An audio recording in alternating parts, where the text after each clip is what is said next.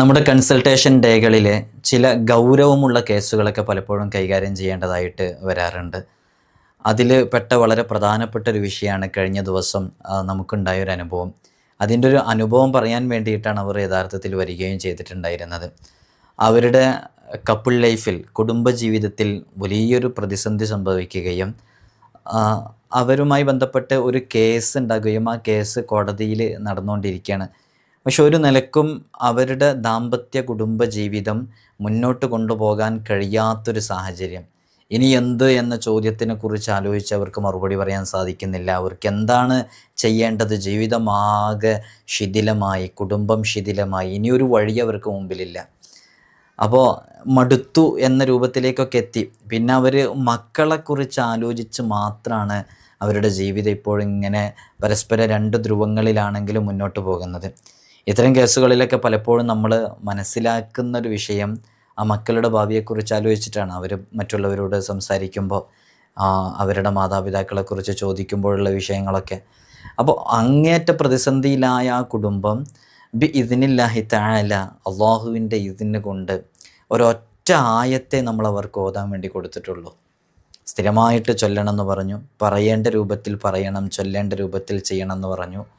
അള്ളാഹുവിൻ്റെ അപാരമായ ഖുദ്റത്ത് കൊണ്ട്, വിശുദ്ധ ഖുർആനിൻ്റെ പവിത്രത കൊണ്ട് ആ ഒരു വിഷയത്തിൽ പരിഹാരമായ സന്തോഷ വാർത്ത അവരറിയിക്കുകയും ചെയ്തു. ഇതൊന്നും ഒരിക്കലും നമ്മൾ ചിന്തിച്ചു നോക്കിയാൽ നമുക്കിത് സംഭവിക്കുമെന്ന് അറിയില്ല. അപ്പോൾ നമ്മുടെ കുടുംബജീവിതത്തിലും പലപ്പോഴും പല പ്രതിസന്ധികളും, പല വിഷയങ്ങളും, പല ബുദ്ധിമുട്ടുകളൊക്കെ സംഭവിക്കും. അത്തരം ബുദ്ധിമുട്ടുകളിൽ നിന്നും പ്രതിസന്ധികളിൽ നിന്നും സലാമത്ത് ലഭിക്കാൻ കാരണമാകുന്ന അത്ഭുതകരമായ ഒരു ആയത്തിനെക്കുറിച്ചും അതെങ്ങനെയാണ് നമ്മൾ പ്രയോഗിക്കേണ്ടത് എന്നതിനെക്കുറിച്ചുമാണ് ഇന്നത്തെ വീഡിയോയിൽ പറയുന്നത്. നിങ്ങൾ പൂർണ്ണമായി ഇത് കാണാൻ വേണ്ടി ശ്രമിക്കണം എന്ന് ഓർമ്മപ്പെടുത്തുകയാണ്. അല്ലാഹു സുബ്ഹാനഹു വ തആല നമ്മൾ അനുഭവിക്കുന്ന ഏതേത് പ്രതിസന്ധികളുണ്ടോ, പ്രയാസങ്ങളുണ്ടോ, ബുദ്ധിമുട്ടുകളുണ്ടോ, സകലത്തിൽ നിന്നും നമുക്ക് വലിയ രക്ഷയും സമാധാനവും സന്തോഷവും നൽകി അനുഗ്രഹിക്കുമാറാകട്ടെ എന്ന് ദുആ ചെയ്യുകയാണ്. വിഷയത്തിലേക്ക് പ്രവേശിക്കുന്നതിൻ്റെ മുമ്പ് എല്ലാ ദിവസവും സൂചിപ്പിക്കാറുള്ളത് പോലെ തന്നെ നേരിട്ട് കാണാനുള്ള ഡേറ്റ് ചൊവ്വാഴ്ചകളിൽ മാത്രമാണ്. ചൊവ്വാഴ്ച നേരിട്ട് വരാൻ ബുക്ക് ചെയ്യാൻ വിളിക്കേണ്ടത് ഞായറാഴ്ച 10 മണിക്കാണ്. വിളിച്ച് ബുക്ക് ചെയ്തതിൻ്റെ ശേഷം മാത്രമേ വരാവൂ എന്ന് ഓർമ്മപ്പെടുത്തുകയാണ്. പലരും ബുക്ക് ചെയ്യാതെയും മറ്റുമൊക്കെ വരുന്നുണ്ട്. അതുകൊണ്ടാണ് നമുക്കിത് പറയേണ്ടി വരുന്നത്. നമ്മൾ ഇത്തരം കാര്യങ്ങളും ഇതിൻ്റെ അപ്ഡേഷനൊക്കെ ഇൻസ്റ്റയിലും വാട്സപ്പിലൊക്കെ ഷെയർ ചെയ്യാറുണ്ട്. വാട്സപ്പിൻ്റെ സ്റ്റാറ്റസ് സേവ് ചെയ്ത് വെച്ചവർക്കെല്ലാം മാത്രമല്ലേ കാണാൻ സാധിക്കുള്ളൂ. ഇൻസ്റ്റയുടെ ID ഡിസ്ക്രിപ്ഷനിലുണ്ട്. ശനി ഞായർ ദിവസങ്ങളിൽ അവിടെ പോയി നോക്കിയാൽ അതിൻ്റെ അപ്ഡേഷനും കാര്യങ്ങളൊക്കെ നിങ്ങൾക്ക് മനസ്സിലാക്കാൻ സാധിക്കും. നമ്മളെപ്പോഴും കുടുംബജീവിതവുമായി ബന്ധപ്പെട്ട് നമ്മൾ മനസ്സിലാക്കേണ്ട ഒരു വിഷയം എന്താണെന്ന് ചോദിച്ചാൽ 100% നമ്മെ സംതൃപ്തിയാക്കാൻ കഴിയുന്ന, അല്ലെങ്കിൽ ഒരു ഇണയെ തൃപ്തിപ്പെടുത്താൻ കഴിയുന്ന രൂപത്തിൽ ജീവിതക്രമമുള്ള ഒരാളായിരിക്കില്ല ഒരു പക്ഷേ നമ്മുടെ കുടുംബജീവിതത്തിലേക്ക് വരുന്നത്. അങ്ങനെ 100% 100% പരസ്പരം തൃപ്തിപ്പെട്ട് ജീവിക്കുക എന്നുള്ളത് ഈ ദുനിയാവിനെ സംബന്ധിച്ചിടത്തോളം അത് അസാധ്യവുമാണ്. കാരണം ഇത് ദുനിയാവാണ്. ഇവിടെ പരീക്ഷണങ്ങളും പ്രതിസന്ധികളും ബുദ്ധിമുട്ടുകളൊക്കെ നിറഞ്ഞതാണ് ഇവിടുത്തെ ജീവിതം. അതുകൊണ്ട് തന്നെ കാലത്തിൻ്റെ ഏതോ ഒറ്റപ്പെട്ട തുരുത്തുകളിൽ ജീവിക്കാൻ വിധിക്കപ്പെട്ട, ഏകാന്തപതികരായി ജീവിക്കാൻ വിധിക്കപ്പെട്ട രണ്ട് വ്യക്തിപ്രഭാവമുള്ള, രണ്ട് ധ്രുവങ്ങളിലുള്ള, രണ്ട് സ്വഭാവ സവിശേഷതകളിലുള്ള ആളുകളാണ് ഒരുമിച്ച് കൂടുന്നത്. അതുകൊണ്ട് തന്നെ ജീവിതത്തിൽ പ്രശ്നങ്ങളും പ്രതിസന്ധികളൊക്കെ ഉണ്ടാകും. അവരുടെ ഇണ അവരോട് പറയുന്നത് ഒരുപക്ഷെ അവർക്ക് ഇഷ്ടപ്പെട്ടെന്ന് വരില്ല, അവരുടെ സ്വഭാവരൂപം ഇഷ്ടപ്പെട്ടെന്ന് വരില്ല.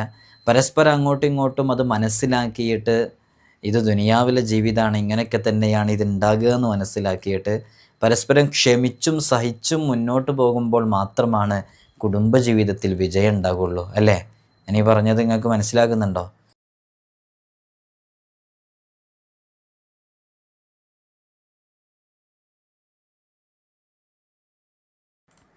അല്ലാതെ കുടുംബജീവിതത്തിൽ വിജയം ഉണ്ടാവില്ല.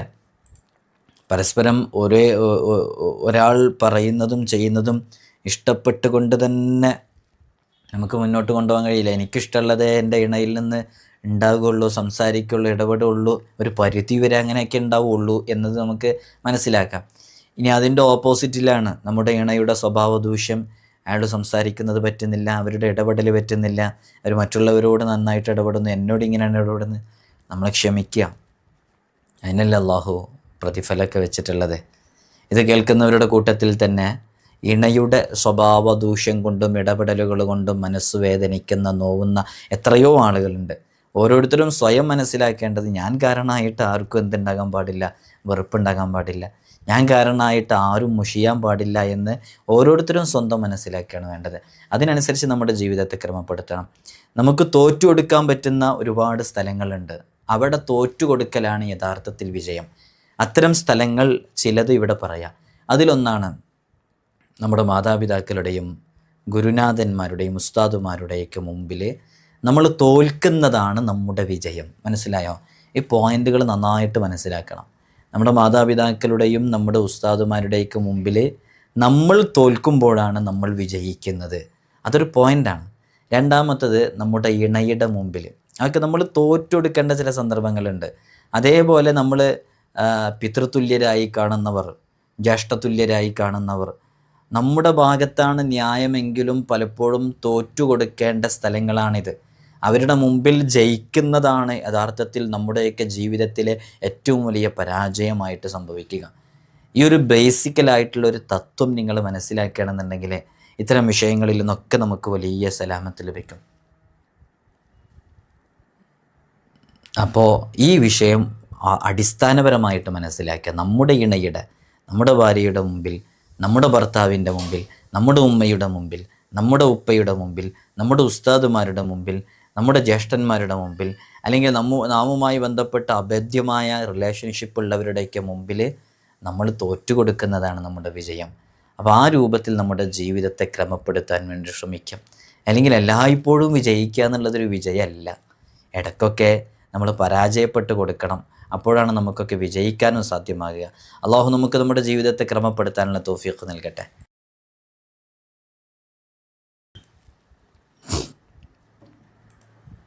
ഈ കുടുംബജീവിതം എന്ന് പറയുന്നതേ അങ്ങനെ തന്നെയാണ്. പൊട്ടലും ചീറ്റലൊക്കെ ഉണ്ടാകും.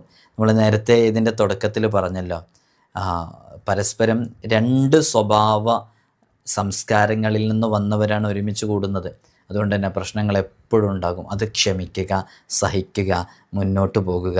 ഇനി നമ്മുടെ കുടുംബജീവിതത്തിലുള്ള പ്രശ്നങ്ങളും പ്രതിസന്ധികളിൽ നിന്നൊക്കെ നമുക്ക് രക്ഷ ലഭിക്കാൻ കാരണമാകുന്ന, നല്ല സന്തോഷമുള്ള, കൺകുളിർമയാകുന്ന ജീവിതം നയിക്കാൻ കാരണമാകുന്ന ഒരായത്താണ് നമുക്കൊക്കെ അറിയുന്ന ആയത്ത്.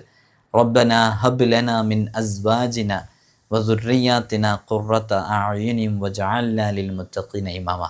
ഇത് നിങ്ങളുടെ ദുആകളിലൊക്കെ നിങ്ങൾ ഉൾപ്പെടുത്തുക. നമ്മുടെ മക്കൾ, നമ്മുടെ ഭാര്യമാർ, ഭർത്താക്കന്മാർ അവരൊക്കെ നന്നാകാൻ വേണ്ടിയിട്ട്, നമ്മൾ ഇഷ്ടപ്പെടുന്ന രൂപത്തിലാകാൻ വേണ്ടിയിട്ട് നമുക്ക് കാരണമാകിയേക്കാവുന്ന അത്ഭുതകരമായ ഒരു ആയത്താണ് ആയത്ത്. അതോടൊപ്പം തന്നെ നമ്മളിവിടെ പറയുന്നത്, ഞാനിവിടെ ഡിസ്പ്ലേയിൽ ആയത്ത് കാണിക്കാം.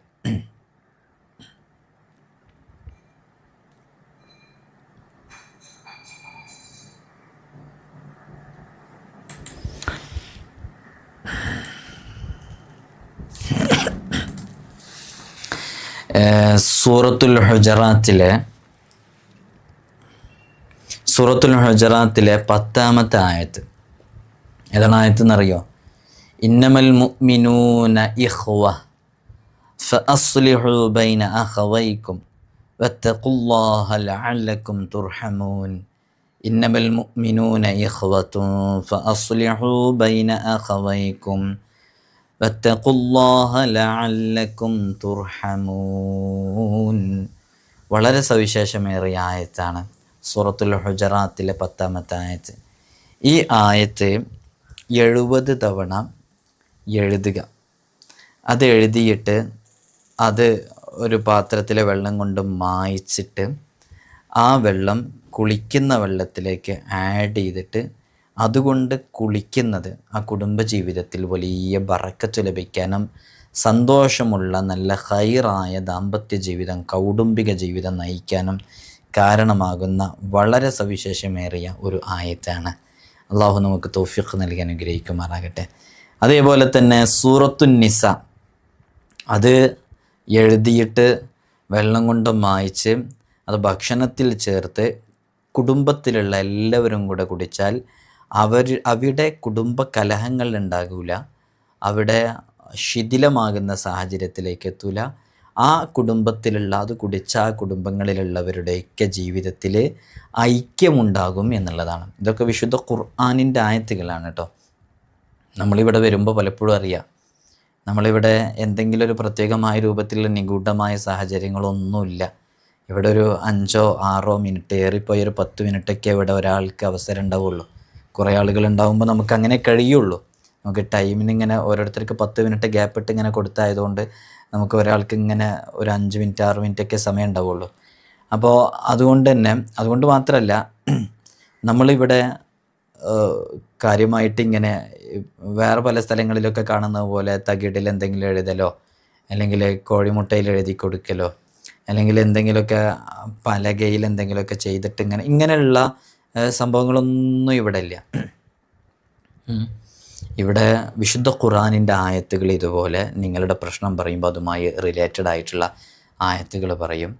ഇതേ തത്തുല്യമായ വിഷയം മുത്തുനബി സല്ലല്ലാഹു അലൈഹി വസല്ലം തങ്ങളുടെ സ്വഹാബാക്കൾ പറഞ്ഞപ്പോൾ മുത്തുനബി തങ്ങളുടെ സ്വഹാബാക്കൾക്ക് പറഞ്ഞു കൊടുത്ത പരിഹാരങ്ങളായിട്ടുള്ള ചില വിഷയങ്ങളുണ്ട്, അത് പറയും. അതേപോലെ അസ്മാഉൽ ഹുസ്നയിലെ ഏതെങ്കിലും ഇസ്മുകൾ പറയും.